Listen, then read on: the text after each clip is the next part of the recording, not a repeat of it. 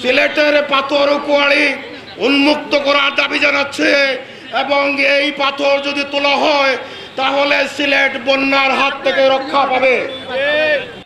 আমাদের বর্তমান caretaker government থেকে একটি অনুমতি এসেছিল সিলেটের পাথর কুয়ারি আবার লিজ দেওয়ার জন্য।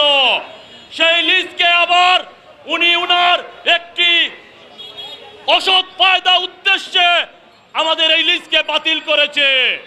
আমাদের লিজকে বাতিল করে আমাদের সিলেটের লক্ষ লক্ষ শ্রমিক মালিক এবং সবাইকে রাস্তায় বসিয়ে দিয়েছে।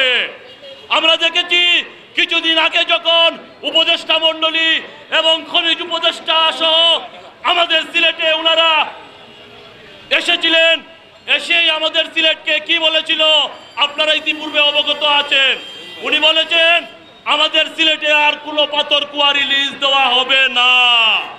যদি তাই হয়ে থাকে তাহলে তিনি সিলেটে কেন পরিদর্শনে এলেন? উনি ঢাকাতে বসে এই সিদ্ধান্ত আমাদেরকে জানিয়ে দিতে পারতেন।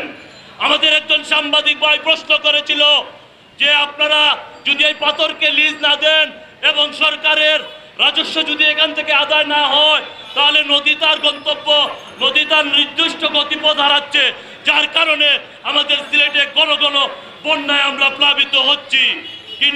কিন্তু রিজিওনা বলেছে সিলেটে নাকি এরকম বন্যা হয়।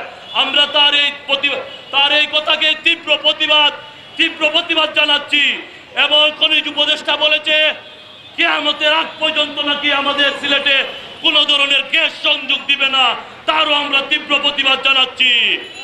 আমাদের শ্রমিকের, আমাদের মালিকের এবং কাঁসার মিলের যে সমস্ত কাঁসার মালিকরা আছে তারা কোটি কোটি টাকা ঋণ নিয়ে তাদের কাঁসার মিল স্থাপন করেছে। ঐক্য করে সিলেটের ট্রাক মালিক, ট্রাক গভর্নমেন্ট শ্রমিক ইউনিয়ন এবং বাস শ্রমিক ইউনিয়ন, বেসিক ইউনিয়ন সর্বস্তরের নেতা কর্মী মিলে রাজপথে আমরা অবস্থান করব।